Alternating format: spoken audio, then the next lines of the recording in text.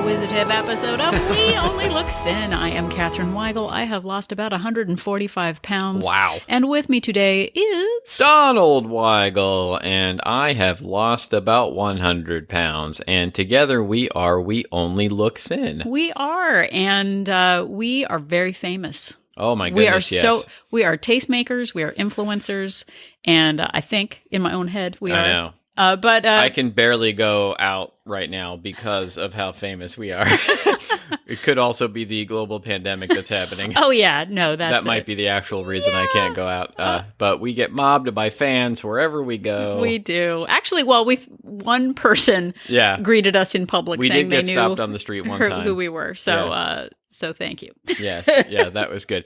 But we did a Reddit AMA on the r/lose it group about 2 weeks ago now, and it was great. Yeah, and we would like to first thank Bridget, the one of the admin for the r/lose it group, who asked us back for a second time. I know. I thought maybe after the first they had enough, but they did not have enough. No, you can't get enough of We Only Look Thin. Can't stop, you? Won't stop. Exactly. You know what? I think when she asked us to do the AMA, which is the Ask Me Anything, before we actually did it, I imagined people would ask us really salacious questions. Like, I was like, ooh, ask us anything. Like, what's it going to be? Like, how many times have you gone to jail? Like, I just imagined some like really dark questions. And then it was like, what kind of snacks do you like? Yeah, it turned out it was all about weight loss and managing it and keeping it off and hitting goal weights. I don't know why I went to such a have you ever murdered? Like, well, maybe a hoagie, but no, it's not. It's not a game of never have I ever. No. Yeah, it's not truth or dare. It's just, actual questions that might fit our roundhouse or our wheelhouse. Yes, our round wheelhouse. Our wheelhouse happens to be round, but yes. Roundhousing is when you kick something. Yes, no, and you're very good at it. Yeah, I like to think I do roundhousing well, but I really don't. You roundhouse kick and the wind knocks me backwards. I've played too much Street Fighter games or something like that, because I just imagine that I roundhouse and scissor kick a lot, but I don't. I mostly just walk places. Yeah, mostly. But we are going to do, I don't know how many of these we're going to do, but we're going to start this week and see how it goes. We're going to try and re-answer some of the questions that we answered on the Reddit AMA, because for a couple of reasons. We know not everybody is going to go there and read it. Two, we can be much more in depth on the podcast than we can typing. First of all, it's a lot easier just to talk than it is to type things out.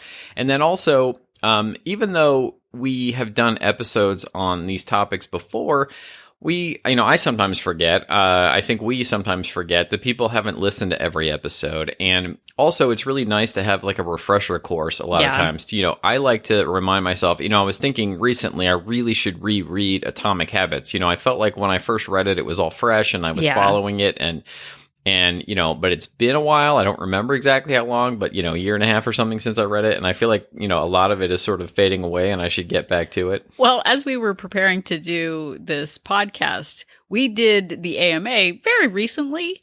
And I was looking back at our answers. I was like, that's a very good answer. I forgot. I forget so much. So it's really great for us to have refreshers. And honestly, that's part of the reason why we do this podcast, is to stay present in our ideas and our perspective on things, because Donald and I have different perspectives and insights, which is why we're here with you today. Yes, indeed. I have incorrect insights,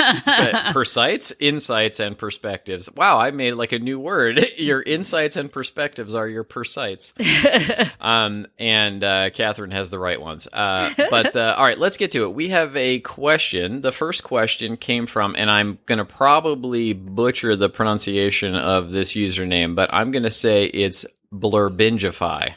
I thought it was Blurbingify, like Bing. It could be Blurbingify. It could also be Blurbing Iffy.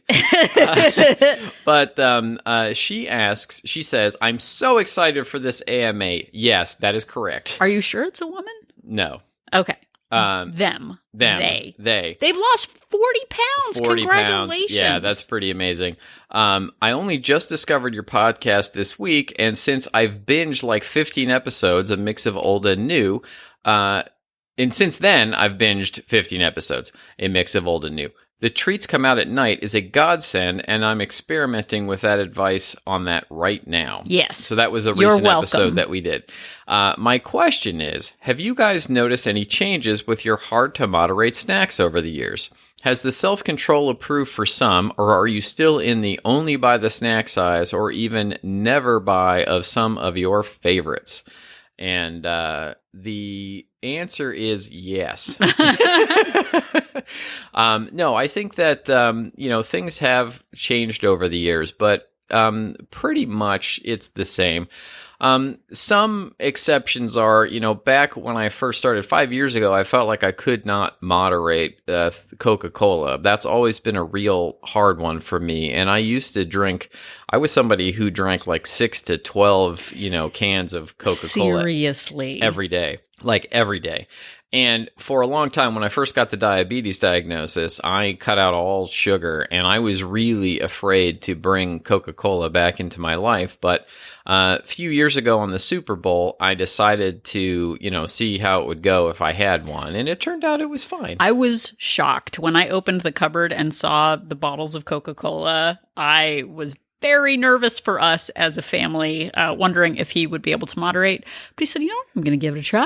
And he gave it a try, and it turned out okay. Yeah, and I still don't do it that often. You don't do Coca-Cola? Yeah, right. I don't want to make it a real super regular part of my life because I am still a little bit afraid of going down that slippery slope of one a month becomes one a week, becomes, 2 a week, becomes every night. And I don't want to do that. So I really try and stick to special occasions with it, mostly holiday or a birthday or, Super Bowl or something like that.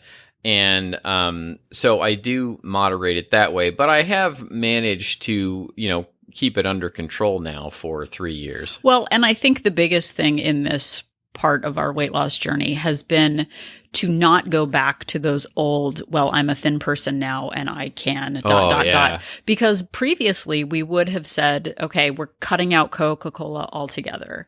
And then we're thin magically, right, which is a destination. Right. And then it's like, I can have Coca-Cola now. Thin people have Coca-Cola. I see them drinking it. And then it becomes 1 a day and then 2 a day. And then suddenly, which has happened before, we go back and we gain 50 pounds and wonder how it happened. Yeah, I mean, the name of the show is We Only Look Thin. Like, we're not genuine thin people. Like, I do not consider myself an actual thin person. I just look like one. I'm like pretending to be one on some level. Yeah, thinterlopers. I love that. I don't feel like I really am somebody who I'm definitely not somebody who is just naturally thin and can just kind of, go where my body takes me and still maintain this. Like, I have to keep on top of it and be mindful every single day, all day. Yeah. I think the bigger picture for me and the change in my perspective regarding treats is that I have an addictive personality. I like the idea of treats, and the treat itself doesn't matter as much as the behavior. So for me, I could say in the past, hummus was my weakness, and having a tub of hummus in the house just meant that I was going to eat more and more of it. But that hummus was just representative of me wanting to snack and eat, and it's like that savory salt, whatever. Yeah. So it's not the actual item that's the issue, it's the behavior. So for me, my indulgences are shape shifters. Sometimes it's sweet. Sometimes it's salty and crunchy. And for me, just knowing that I need to limit how much of any of that I have in the house matters. Because sometimes I can go 2 months without something being an issue. Like our daughter likes Cheez-Its. I don't really care about Cheez-Its. But then sometimes when I'm super snacky and I don't have anything else in the house, I'll shove my hand in the box. And so for me, just sticking to small portion packets, we buy small portions for our daughter, for her snacks, and for ours, why bother tempting yourself with a giant bucket of Nutella? Like, why bother putting yourself in that position to see if you have the resolve? Yeah, when I was a lot younger and still lived at home, I would, there would be times when I would want to binge eat, and I would go to the kitchen and there would be things in the kitchen I didn't care about, stuff that my mom liked or whatever. And I would still find myself binge eating it just because I wanted something to binge eat. And so, I know that I still have the capacity. It doesn't really matter, like exactly what Catherine was saying. It doesn't really matter what the food is sometimes, but sometimes it is just the behavior. So I've learned, even now, I don't trust myself to bring home like the family-sized container of anything. Like, I don't feel like I'm somebody who can bring home a large container of something and then portion it out into smaller things. I have to buy the prepackaged, single serve items of whatever my treats are. And I do consider myself now somebody who can moderate my treats. We did an episode, abstaining versus moderating, battle of the century. Forgot about that one. About the ability to just, I used to think I had to either like be all in or all out on certain treats. And there may be some things that that some people will never be able to even bring into their lives a little bit.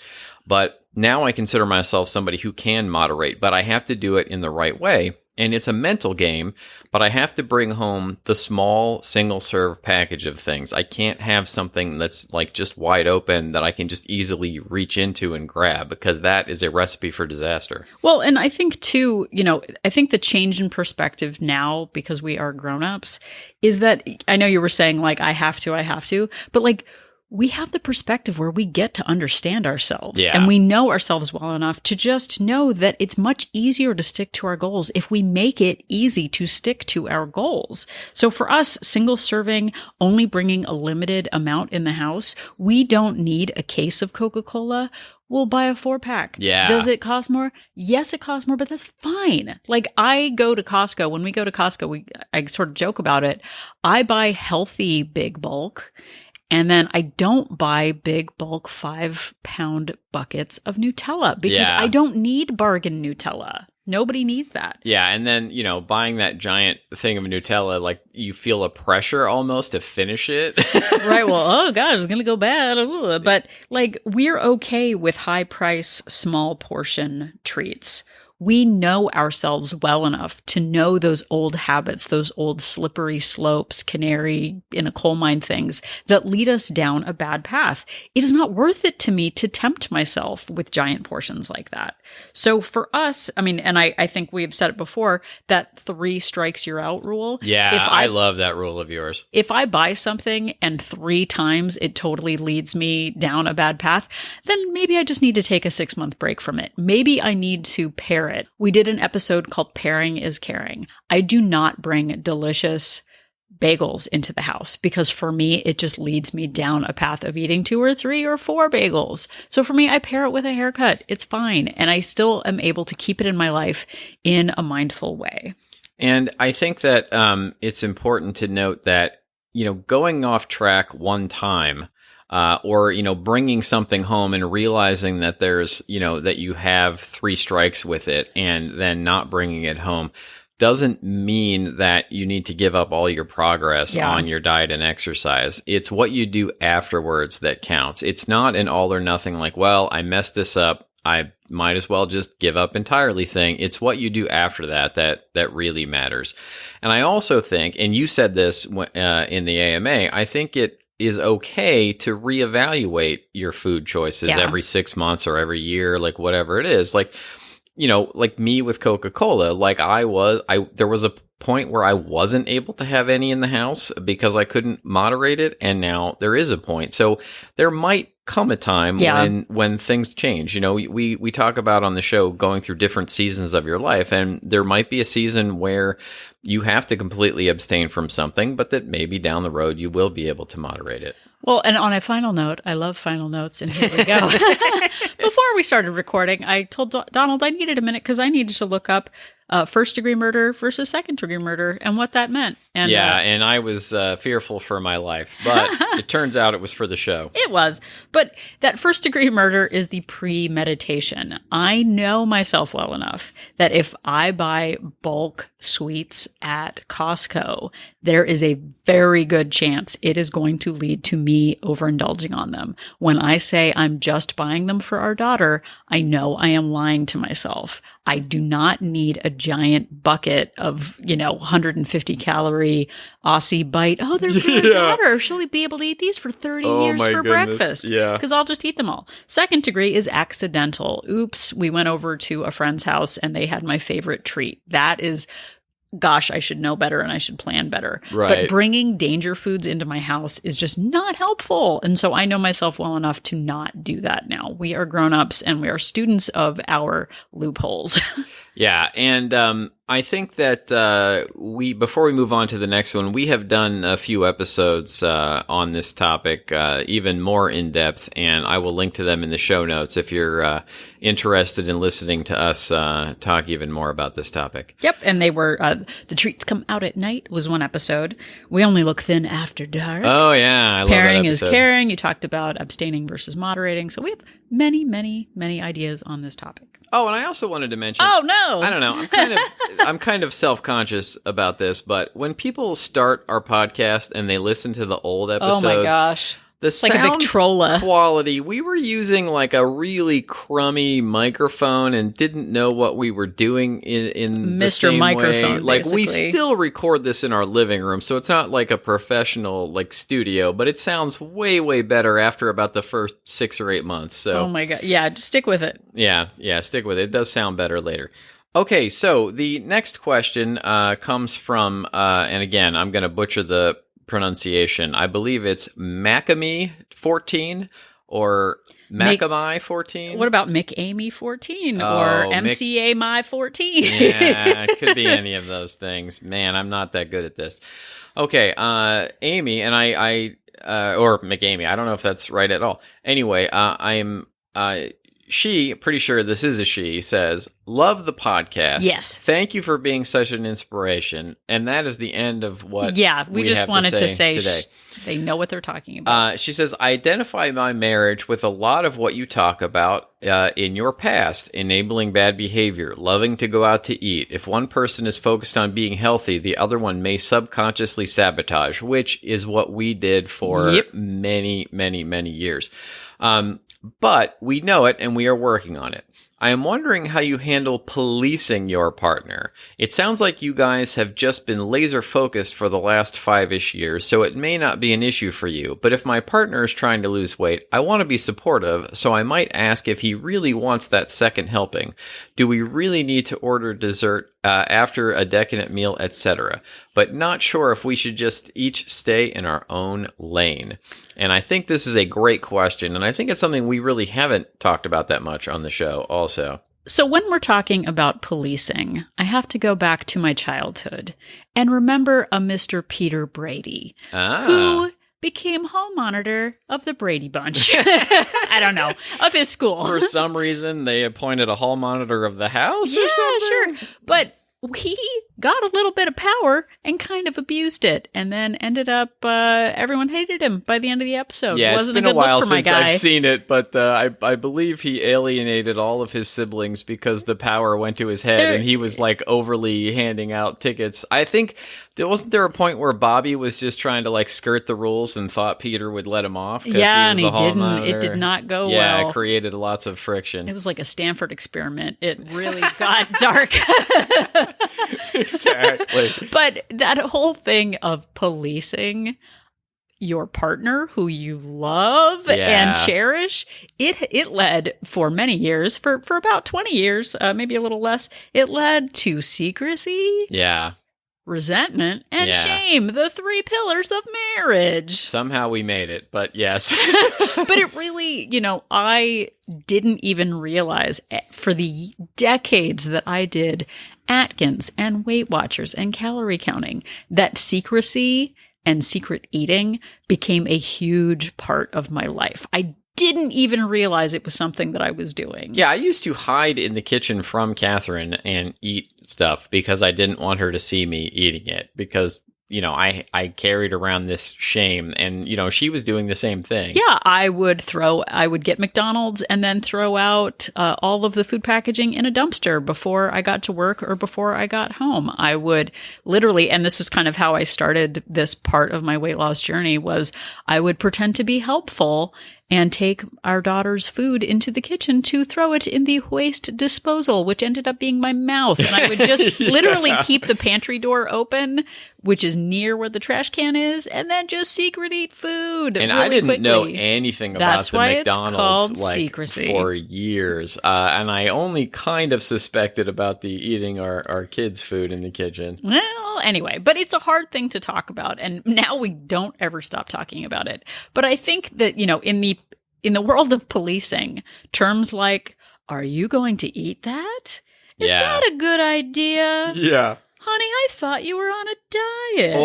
Oh, that one just hurt my heart. And this has actually been said to me by people. I will not name the people, but you're never going to lose weight if you eat that. Yeah. And that sense of shame and policing is no way to build a relationship. Yeah. And, I've been in those situations too, where relatives just, I would be on Weight Watchers and be counting my points and eat something. And the relative would be like, oh, I thought you were trying to lose weight. You're not going to lose weight eating that. Well, and I've told this story before too, but when I had lost about 20 pounds, I went out to something called a restaurant, which is a place that had chairs and tables where you could sit and eat. You could eat in public. And I had planned, we were at an ice cream shop, and I planned for lunch and a scoop of ice cream afterward. And the parent of the friend that we were having lunch with was like, well, you're going to have to skip dinner then if you eat that, because you're a fatty, fat. Like, oh my God. It was terrible. And I felt so much shame about it. And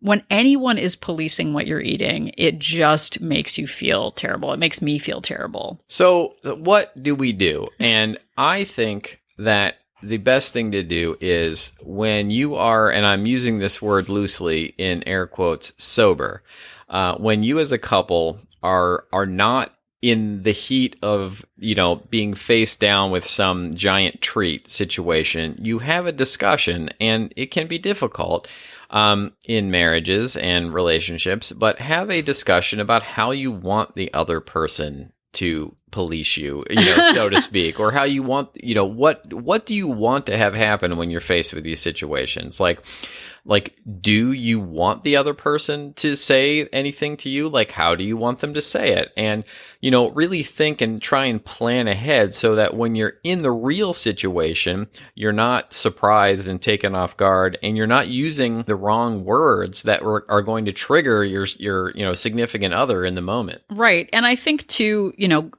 we've talked about on the show too, Gretchen Rubin, who has been a big influence in my happiness level over the last 5 years. She talks about the transition of going from being someone's coach to being someone's cheerleader. And I think when we try to coach others, especially when no one has asked you to be their coach, when you start offering advice up when it's not asked for, it can feel really judgmental. So becoming a cheerleader to your partner, I think, is a much better way. And like Donald said, asking in the moment when you're not when you're out to dinner, but before, hey, we're going to go out to dinner tonight. What's the plan? What's the strategy that we're both going to use together? Yeah, like speaking of childhood, you brought up the Brady Bunch. When I was a kid, I used to love the Pink Panther movies with Inspector Clouseau, and he had a sidekick named Kato. Oh my gosh. And they had this thing where he would ask Kato to attack him out of nowhere so that he would have to defend himself. Right, but he would be like, whatever I say in the moment, don't stop. Don't stop. You have to attack me as if it's real. And then Inspector Clouseau would walk into his house or something, and he'd be like, okay, Kato, I know I told you to attack me no matter what I said, but don't actually do it. So you have to be careful not to fall into that trap. But having that open and honest discussion ahead of time, I think, really will head off a lot of issues. So I think back when I started losing weight this time, I was actually also listening to the Dave Ramsey podcast, which is a finance podcast. It might be a little extreme for some people, but one of the things he talked about in the financial world is instead of judging your partner's spending habits, talking about what you want your futures to look like together. It's not about the spending, it's about the future. So for me, and I think like Donald and I said, we talk all the time about what our future choices are going to be. Yeah, but look, just to be fair, this is something relatively new in our marriage. We've been married, 23 years, and this has only been about the last 5 years that we've really even started this. And even for the first year or so that we were both trying to get to our goal weights, I don't think we were really as open as we are now, for sure. So for us, it's that pre-strategizing, hey, we're going to get pizza tonight, but honestly, my willpower is really weak right now. Can we skip dessert and maybe have dessert next week after my time of the month? Yeah. And we actually talk about it. And sometimes we don't agree on what we're going to do, but I think being sensitive to one another's headspace in the moment really does matter. And you would say things to me like, hey, I know that you were not planning to have an indulgent treat, but I would really like dessert tonight and I have planned for it. Is it okay if I go ahead and have that now? Because I don't, otherwise I can just eat something, when we get home, because I don't want to, push you into doing something that you don't want to do. Well, and I think too, we have decided on basic rules for ourselves. When we go out to dinner, it used to mean we're going to tank up. We're going to get a third entree to have later on. Oh, we're both going to get dessert. We're both going to get appetizers. And we just saw it as an opportunity to gorge ourselves. Gorge. I am not kidding. And for sure. It was just hey, we're having this meal out. We better get the most of it because we might try and get back on a diet tomorrow. Right. So I need to eat as much and as often as possible at this meal. Right. But now we have sort of strategies. They've just sort of happened over time. I mean, it's not like we just have this this is the rule and this is what we're going to do. Yeah. But it's if we're getting an appetizer, we won't get a dessert. If we're getting an entree, we won't get an appetizer. We just sort of decide what our priorities are. Yeah. And we can have everything, but not all at once. We will share a dessert. We will get appetizers and dessert, but no entree. Deciding in advance, okay, we're both going to get burgers, but we're going to share a fry. Instead of bulk, it's okay, well, what can we compromise on? And there's a mental part of this too, realizing that going out to eat doesn't mean you have to cram in all of your food enjoyment for the next year into that one meal. There will be other opportunities for treats. And, I know hopefully this doesn't come across in a negative light, but hitting my goal weight has allowed me to work more treats into my life because I can do it in a much more responsible fashion and I don't have to feel that guilt and shame anymore. And I never did, but I didn't know it at the time. Well, and two, I think for us, we used to eat out 4, 5, 6 times a week, including weekend breakfasts and takeout and delivery. Yeah. And for us now, the reason we're eating out is different than it was before. And I think understanding why you're eating out matters. For me, getting takeout means I don't have to cook and do dishes. And the food matters less than the absence of having to do dishes. So for me, going and getting a salad and sharing an appetizer just means I'm not having to cook and clean, which is great. But I'm not feeling I better get the shepherd's pie and the chicken pot pie and the dessert and the lava cake and the whatever. So for me, understanding that the joy of getting takeout is the not cooking. It's not having, like Donald said, every indulgence ever created. And on top of that, it's not about that one indulgent meal. Yeah. It's about what you do next. And we can have an indulgent meal and then get right back to our normal, in air quotes, healthy, weight management plan. And it used to be that we would, be quote unquote good for a while, or we would stick to a diet for a couple of months and then we would have one meal out and then just give up and it would be over. And it's really about the momentum and curbing that and, realizing that one indulgent meal doesn't mean throwing away all of the progress that you've made, but getting right back on it. Well, and I think too, the biggest thing you can do for someone that you love, one is lead by example, where you're just doing what you need to do. And it's not, well, they're eating candy, so I should eat candy. Or, we used to pull each other down pretty aggressively. Yeah. Sort of like, you want to, like we would make that noise. And now we stay in our own lanes in terms of like, I close the kitchen at 8:00 and I have my dessert and Donald's having chips and candy and that's his choice and my choice is separate. And it takes a while to evolve into understanding we don't have to eat the same things all the time. Sometimes when he's indulging a lot at night, I've already indulged in the morning and planned out my thing. And it's okay to eat separately or have different health goals at different times. And not that we need to do a deep dive on this right now, but different people need different types of accountability. Yeah. And we've talked about before the Gretchen Rubin 4 tendencies, and realizing I think it's a really good idea to go and do that quiz, even if you don't like make it the cornerstone of your marriage or your relationship or anything. Go and do the quiz and try and figure out what kind of accountability does your partner need, because there are different kinds. There's the upholder, there's the rebel, there's the obliger, and there's the questioner. And each of those people needs accountability in a different way. And so figuring out what your partner needs. There are some people who just do what they're supposed to do once they decide to do it. And then there are people who only do things because they're asked to do them, because they feel like, somebody else. Obligated to do it. Yeah, obligated to do that. And then there are people who, like, once they're told to do something, they want to do the opposite. Right. And so figuring out what your partner needs can be huge and has been really good for us. Oh, and then there are others, the questioner, which is basically me. Like, I typically need a lot of data. Like, I need to know, like, all of the reasons for things before I commit to something. And I've tried, even knowing that, I've tried to get better about not doing that over the last few years. But it can be really helpful in relating to your partner. Yeah, and to the 5 love languages has really also helped, because for me, I like acts of service, which is one of the love languages. And if you understand that that is important to your partner, they might, and having a language around it helps.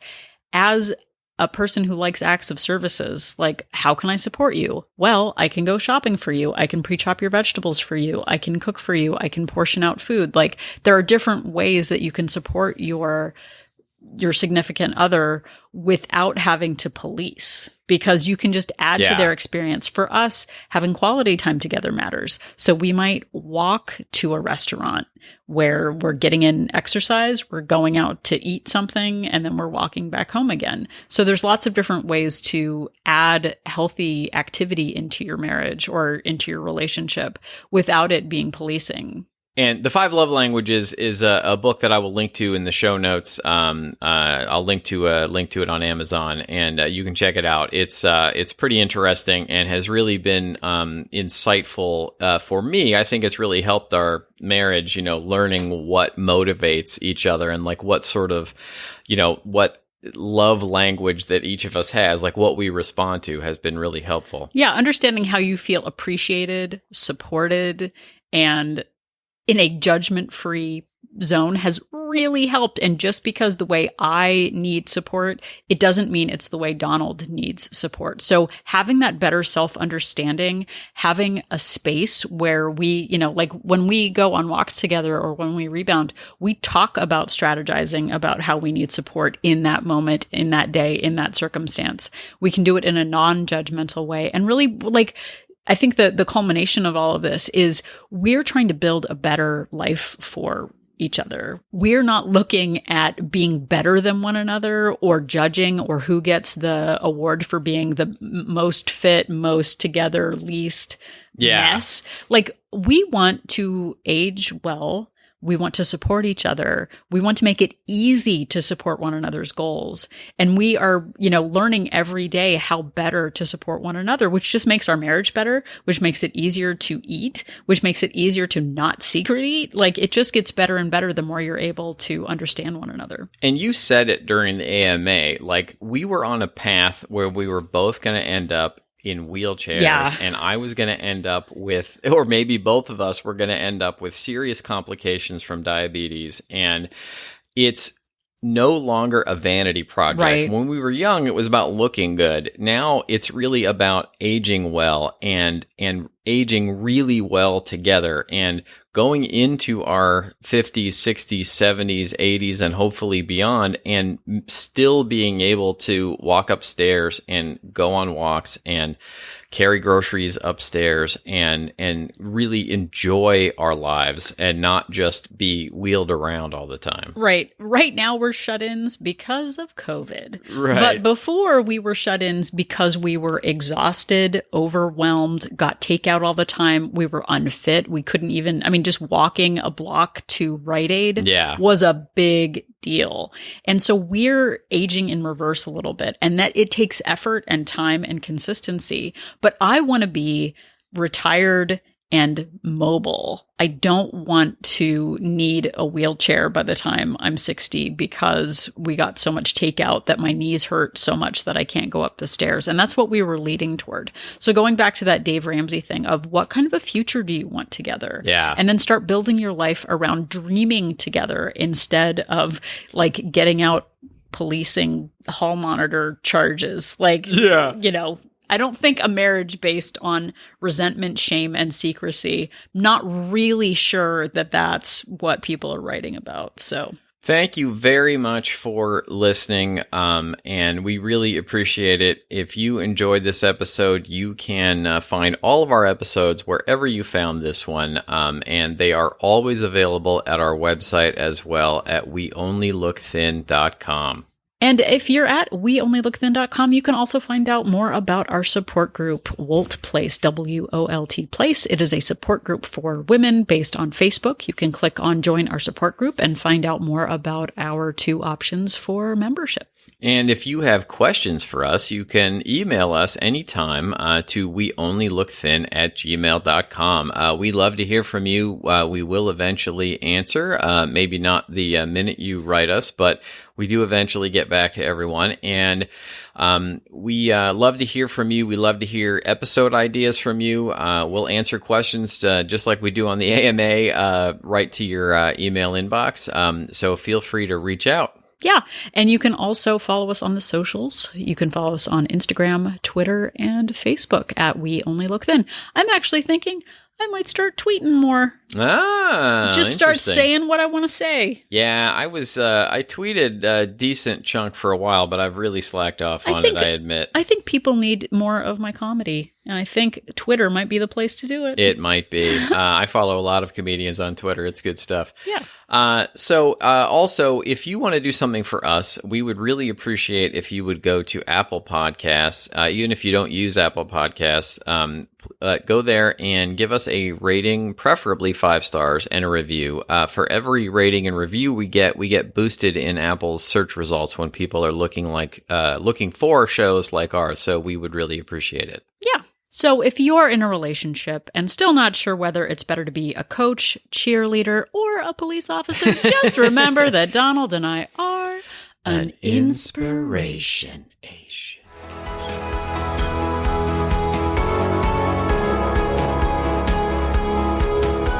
The information that you hear on this podcast is for informational purposes only. The hosts are not medical professionals. You should always consult with your doctor, nurse, or other certified health professional before beginning any diet or fitness program.